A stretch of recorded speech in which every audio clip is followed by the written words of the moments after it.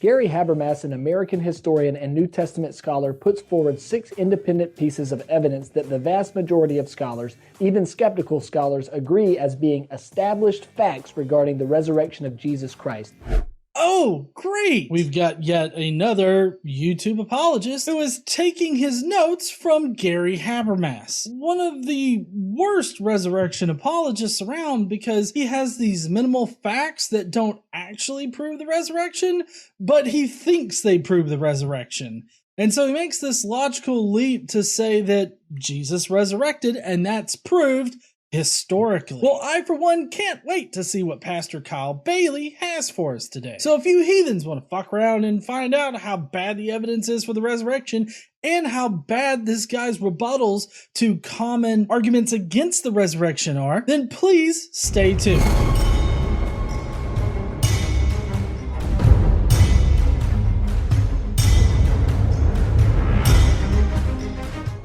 What's up, heathens? How y'all doing? I'm the Godless Engineer, and I critically analyze apologists' claims to give you the best arguments and information so that you can stand up and use your voice. Today we're looking at Pastor Kyle Bailey, who's normally known for his TikToks, but he also has a significant presence on YouTube. Today he's gonna be rebutting a bunch of anti-resurrection arguments, but before that he has to lay out the case for the historical resurrection of Jesus Christ. And it seems like his main source for his historical Jesus arguments is Gary Habermas. So this'll be fun? I don't think it's gonna be fun, but let's see what the current set of minimal facts are. These include 1, that Jesus died by crucifixion. All right. So let's take these one at a time here. Jesus died by crucifixion. Most of the time, people are perfectly fine with accepting that he died by crucifixion. And for the purposes of the resurrection argument, I would be perfectly fine accepting that too. Because just because he died by crucifixion doesn't mean that he resurrected at all. So this point really has no place on this list of historical evidence for the resurrection of Jesus, other than in order to resurrect, you have to first die.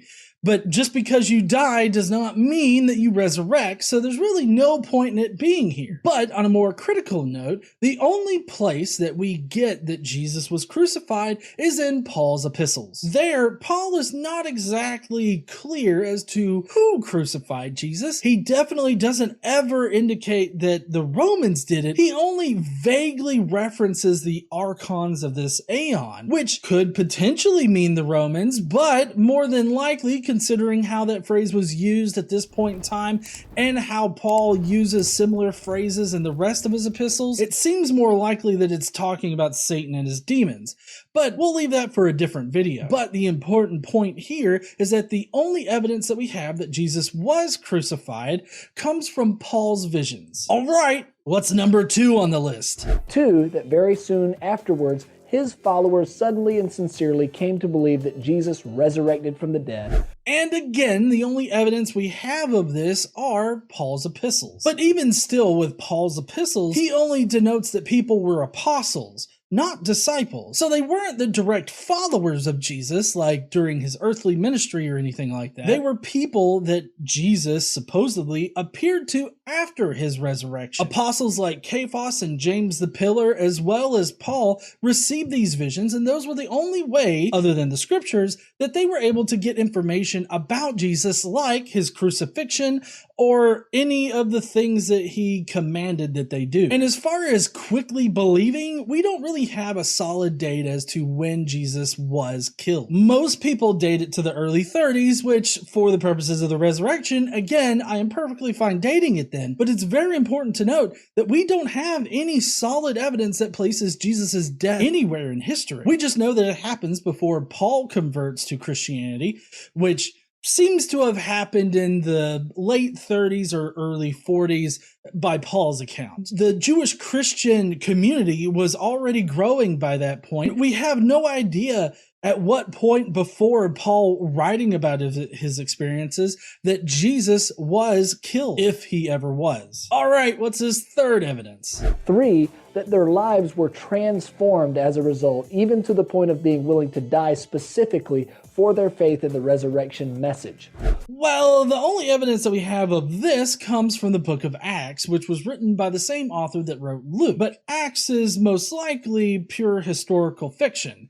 At least we cannot determine what is historical fact from fiction in Acts. And we know that there are a lot of things in Acts that are just completely wrong. So there's no way to determine what is actual history. For one, like I mentioned before, Paul never denotes anybody as a disciple. That only comes later when the Gospels are being written. And the Gospels wouldn't have been written at a time in which the disciples would have been walking around and talking to people. So it's definitely not based on firsthand information. But even still, let's assume that there were disciples and they came to believe in the resurrected Jesus soon after Jesus died. That still only gets us to a belief that he resurrected and not the fact that he did resurrect. Given that Paul states that the only way anybody can know anything about Jesus is through visions and by reading the scriptures, my guess is that nobody experienced his resurrection until he started to appear to people. So the people that were willing to die completely believed in the faith. But that doesn't mean that the belief is true, just that they sincerely held that it was true. So again, I have to dispute this fact. All right. What's fact number 4? 4, that these things were taught very soon after the crucifixion. Okay, similar to the last point, the fact that it was taught early in the first century does not mean that it was actually true. It just means that the belief arose at some point in the early first century. And that's really all it tells us. And I'm perfectly fine with that. Even in a mythicist perspective, I would say that this belief in the resurrected Jesus developed in the early first century. So I really don't have a problem with this point, other than it does not point to Jesus actually resurrecting or Jesus really being killed. 5, that James, even Jesus' unbelieving brother, became a Christian due to his own experience that he thought was the resurrected Christ. So this really irks me whenever they bring up James, the brother of Jesus. It's a little bit of a complicated matter here because the James that Paul reports is different from James the Pillar. James the Pillar would have been the apostle / disciple that's mentioned in the Gospels.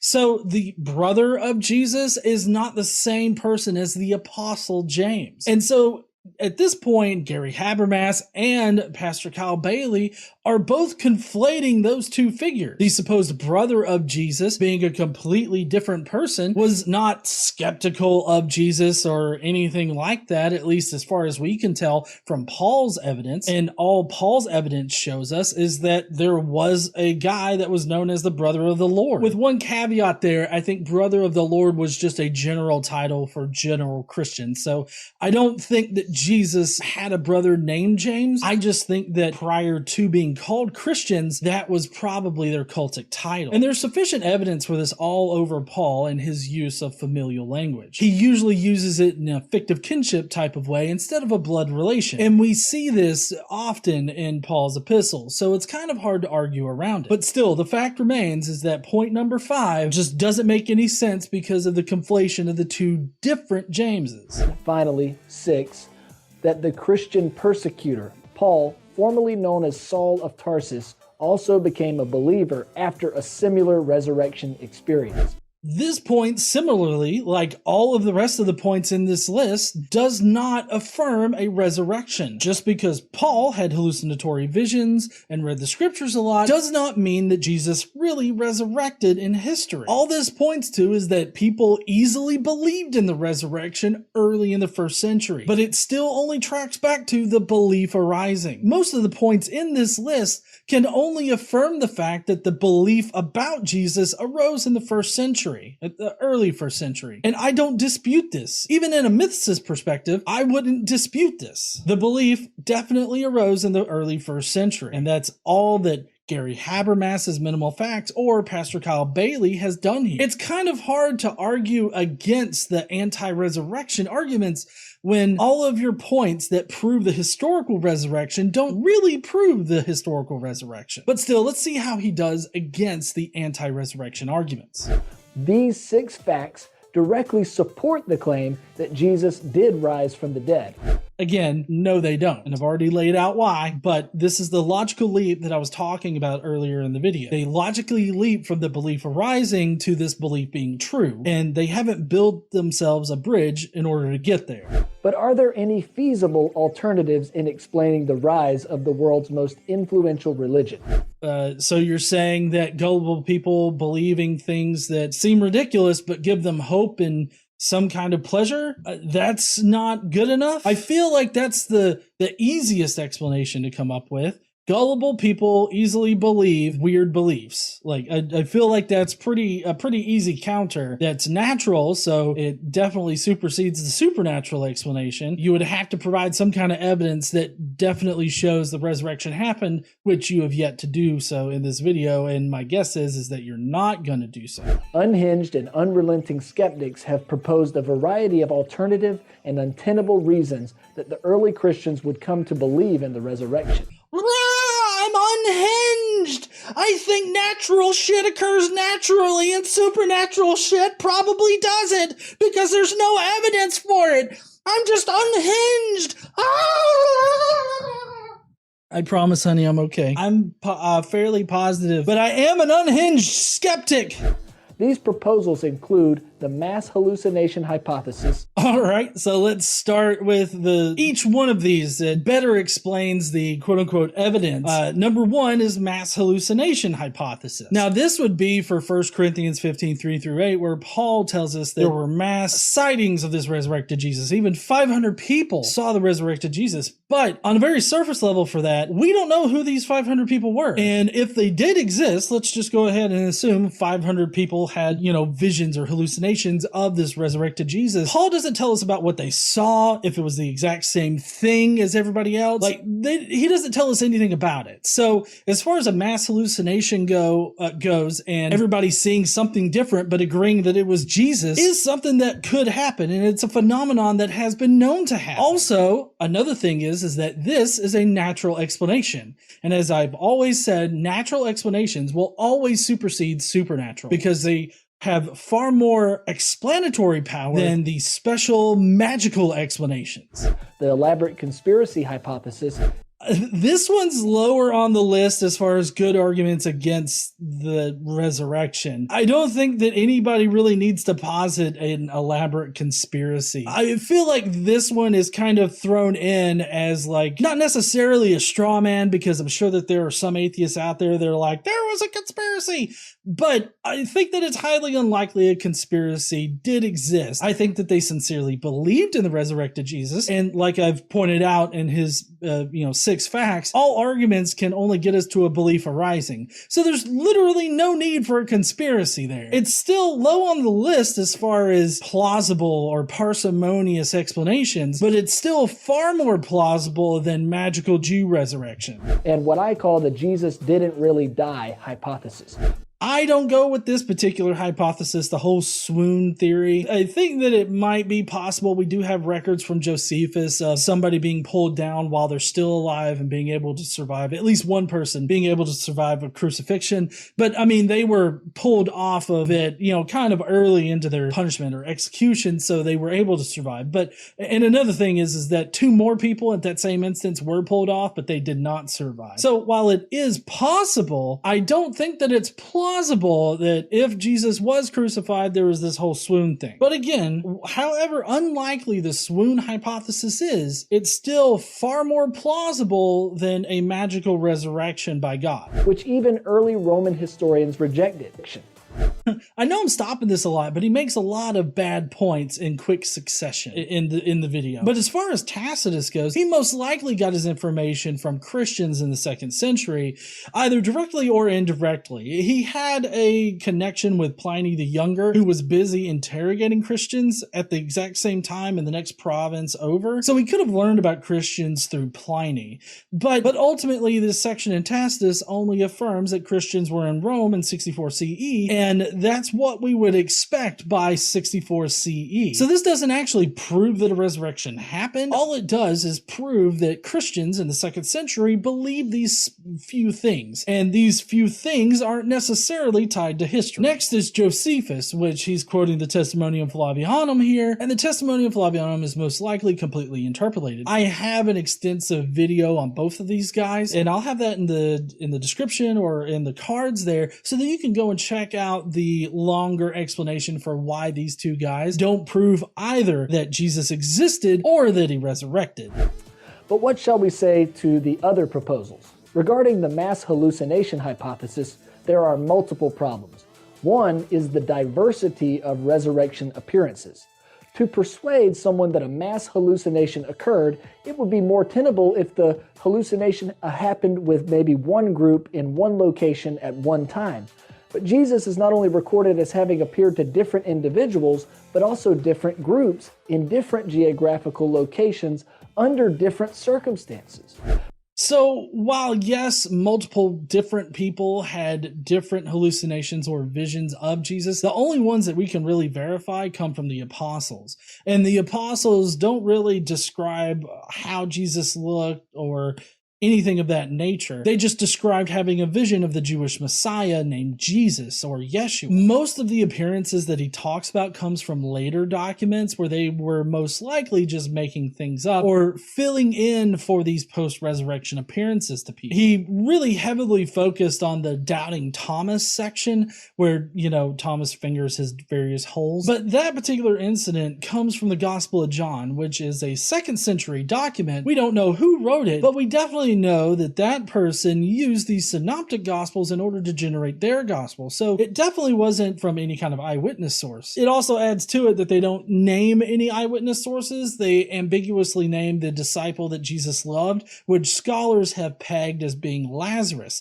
the guy that Jesus himself resurrected in John's gospel. But we know that Lazarus couldn't have been an eyewitness that informed John's gospel, considering that even if Jesus did resurrect Lazarus during his earthly ministry, Lazarus would not be alive at that point if he adhered to normal human lifespans instead of being like some kind of magical Wendigo or some shit. So it seems most likely that the Gospel of John is not historically reliable and doesn't represent anything that actually happened in history. So all in all, for these mass appearances of the risen Jesus, the only thing that we can really say for sure is that the early apostles got visions of Jesus, and that's it. And we don't know exactly how many people were considered apostles, but what we do know is that Paul, Cephas or Peter, and James the Pillar were apostles who received visions of Jesus. They all had the same gospel message that they got from scriptures and visions, and that's really all that mattered. Paul indicates that there were false apostles going around preaching a different Jesus. So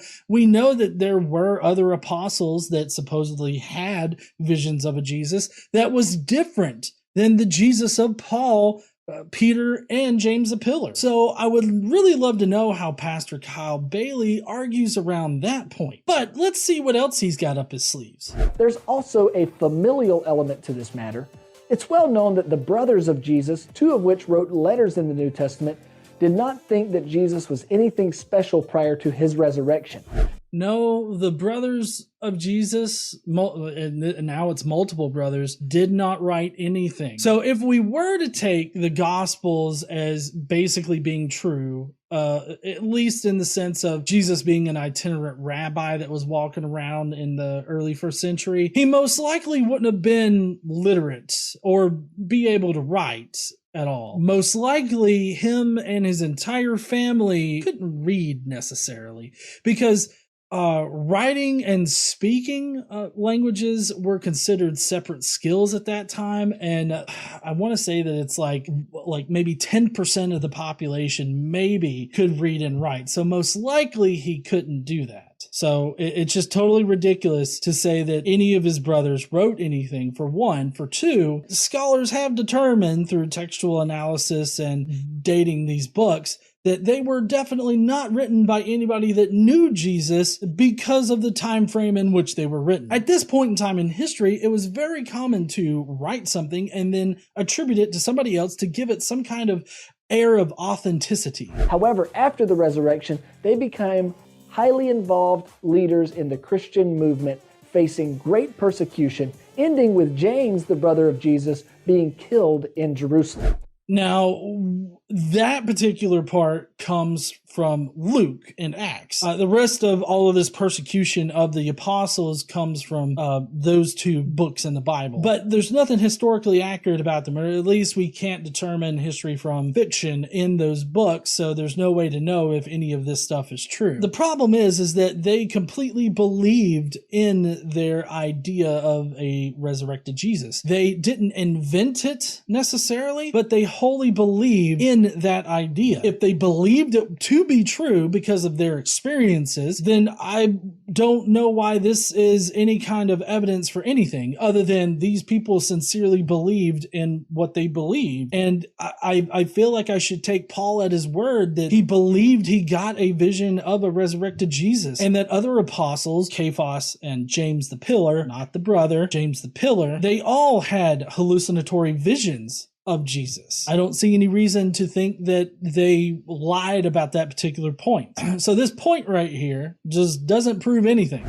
It's one thing to propose that those who already believed in Jesus hallucinated, however strange that may be, but it's an entirely different thing to propose that unbelievers such as the brothers of Jesus would come to a sudden and sincere belief in the resurrection of Christ through hallucinatory means. I mean, I think hallucinations can be very powerful. And if they came to sincerely believe in the resurrected Jesus through visions of him, then I don't understand why this is even a point on your list. Yes, they sincerely believe, but just because they sincerely believe doesn't make it true.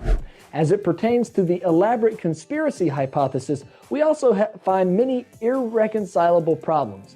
In addition to the fact that there was no material benefit to being an early Christian because you would be persecuted violently and in many instances have your property seized, forensic experts such as Warner Wallace explain that real conspiracies rarely actually succeed. Oh, great. J. Warner Wallace, the dipshit detective himself. I need a citation on this whole idea that Christians' property would be seized at that time. I guess I could definitely see that happening in certain instances, but the way that the pastor talks about it here, it's like if you told people you were Christian, immediately you just lose all of your property, or they would take your property from you. I often come across this idea that Christians were just so widely persecuted at that time. Apologists like Pastor Bailey here fail to understand that they were going around talking about this shit all the time. And yes, there was some persecution going on. We have evidence of this in Pliny the Younger's letters, because he was interrogating Christians and putting some of them to death if they didn't give up their belief in this new religion that was going around, or at least pay homage to the Roman gods at that point, because that's what they really cared about. They cared about whether or not people were paying homage to the official state religion. They didn't necessarily care if they were a Christian, and even when Pliny got responses back from his superiors, they were like, there's nothing wrong with them worshiping, their God, just make sure they pay homage to the Roman gods as well. It doesn't make a lot of sense to paint the Christians as being this persecuted group and that there's no positives to being a Christian at that point, because you found community. Paul wrote extensively about how being an apostle meant that you could go from congregation to congregation and you should have like meals prepared for you and be able to sleep places for free and all this other stuff. So, saying that there was no benefit to it, I think is not exactly being honest about our historical information. Wallace shows that you need 5 minimum requirements for a successful conspiracy, which are 1, a small number of conspirators. This means preferably no more than 2. In the case of the New Testament, we have a reported 513 witnesses. Well, those witnesses are not exactly the best historically attested witnesses. Like, the best historically attested witnesses of a resurrected Jesus are Paul, Peter, and James the Pillar. We don't know how many apostles there were beyond that, but we definitely know that those three were apostles that had hallucinations of Jesus. And then we know that there were false apostles going around also preaching a completely different Jesus. One thing that Pastor Bailey is forgetting here is that Paul got a lot of his information from the scriptures, with the scriptures being kind of the central point for information about Jesus that could have driven these hallucinations that people were experiencing. Schizotypals are drawn towards these types of cult-like groups, these religious groups that venerate people who have these hallucinations. So it makes sense that early Christianity, being a mystery cult and all, would have a plethora of schizotypals in their congregation being venerated or being exalted as apostles where, Jesus directly talked to them. That makes total sense. Now, as far as the conspiracy goes, y'all know that I don't subscribe to this at all, but there are reasonable explanations for all the counterpoints he brings up. So a small amount of conspirators, I think that having one source that everybody was driving their information off of, and that seems to have been driving these hallucinations, as far as we can tell, it seems like that's a pretty small number. Number 2, a short conspiracy time span. Keep in mind the apostles preached the resurrection without defecting for upwards of 40 years. Well, besides Peter and James the Pillar, we don't really know who was the first people to get these visions of Jesus. We could speculate about Peter and James, but that doesn't necessarily mean that they were the first ones to get it. In fact, we don't know who were the first Jewish Christians to start receiving hallucinations. All we know is that Paul eventually started to receive hallucinations. So saying that there was a longer conspiracy time span than would be required doesn't exactly fit the evidence that we have. Number 3, you need excellent communication. In the New Testament, the apostles spread to many different locations with only unreliable communication methods such as sending letter via horseback. So for the excellent communication bit, since they were using the Old Testament scriptures to derive much of their information about Jesus, then it seems like they only needed that one very common source that was everywhere that they went. That's how Paul could have independently received all of his information about Jesus and get the exact same gospel as Peter and James. 4, you need strong familial ties. The 513 New Testament resurrection witnesses included the apostles, which were from a variety of familial backgrounds. For the familial relationship, all you have to do is read Paul. Paul has explicit examples of using familial terms and having this familial relationship develop between baptized Christians. So to say that there weren't strong familial relationships when Paul was going around calling everybody a brother and sister in Christ or a brother and sister of the Lord, I think that they had a pretty strong familial connection. And Pastor Kyle Bailey here seems to be just ignoring how Paul uses that in order to develop these ties between individual Christians. And 5, you need little to no pressure to confess. The early Christians were severely persecuted until 312 AD when Emperor Constantine converted to the Christian faith. So for this one, the first followers of Jesus, like the first Jewish Christians, were not the ones being persecuted in that fashion. Paul converted after Jewish Christians started to arise, and we don't know when Peter or James the Pillar began to believe in the resurrected Jesus. So we can't say that the same people who first started getting visions about Jesus were the ones being persecuted. All we do know is that later Christians that sincerely believed in Christianity were the ones being martyred, and they had no ties to the very first Jewish Christians. The claims of Christianity have none of these minimum requirements in terms of being able to make the elaborate conspiracy hypothesis tenable. So I agree that the conspiracy hypothesis is not the best explanation for the evidence that we have. I think the best explanation for the information that we have is just that a few individuals started getting hallucinations of a risen Jesus that comported with the information that they could derive from the scriptures, and because they were deriving from the same exact source, they were able to get the same exact gospel for Jesus. But it's also proven in evidence that there were other people going around preaching a different Jesus who had a different set of information also derived from the gospels, and Paul mentions this in his epistles. So it seems more like people were interpreting the Old Testament scriptures and getting visions traditions that allowed them to align in their messaging, and not some kind of weird conspiracy that, Pastor Bailey's bringing up here that maybe atheists use. Being that the main proposals from skeptics are found to be left wanting in every way, we can arrive at the realization that even though these alternative explanations could be presented as possible, they cannot be presented as reasonable. Well, while I agree that the elaborate conspiracy hypothesis isn't the most plausible explanation for the evidence that we have, I still find it to be far more plausible than magical resurrection. Same with the swoon hypothesis. I don't think that that is a very parsimonious explanation either, but it's still far more reasonable than magical Jew resurrection. And then the mass hallucination hypothesis is just something that happens on occasion, but we also don't have any mass hallucinations that we can verify were actually mass hallucinations or mass visions of Jesus or mass appearances of the resurrected Jesus. The infeasible nature of the alternative explanations to the resurrection count as an additional proof to the credibility of the resurrection. I disagree with this completely because, for one, Pastor Bailey and Gary Habermas have failed to prove that the resurrection happened. The inability to come up with a parsimonious explanation that you have given us here doesn't mean that the resurrection is automatically the best explanation. It just means that we don't have the best explanation yet. Although, just the belief arising in the early 1st century and not being anything that's really historical or tied to history, I think is probably the most parsimonious explanation you can get. People started having these hallucinations and visions of the resurrected Jesus that they believed to be true, and that's the most parsimonious explanation.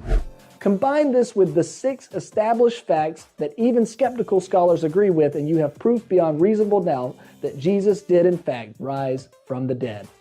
But we really don't, because even if skeptical scholars, critical scholars even, would accept those 6 facts by Gary Habermas, that does not inherently point to a resurrected Jesus. All it ever points to is that the belief arose that Jesus resurrected, and that's it. So he really doesn't have any kind of evidence to suggest that Jesus resurrected. He just has evidence that the belief arose that he did. Well, heathens, that's going to be it today for Pastor Kyle Bailey. He's got a lot of videos on his channel. I'm going to have this video linked down below if you want to check out what the bonus clip is at the very end of it. All in all, I found the video very unpersuasive. He's obviously using these very evangelical scholars that are, especially with Gary Habermas, theologically tied to the idea of Jesus resurrecting. Even more so with Gary Habermas, he is contractually obligated to be a Christian due to his employment status and statements of faith that he's had to sign and adhere to. So I don't think that he's the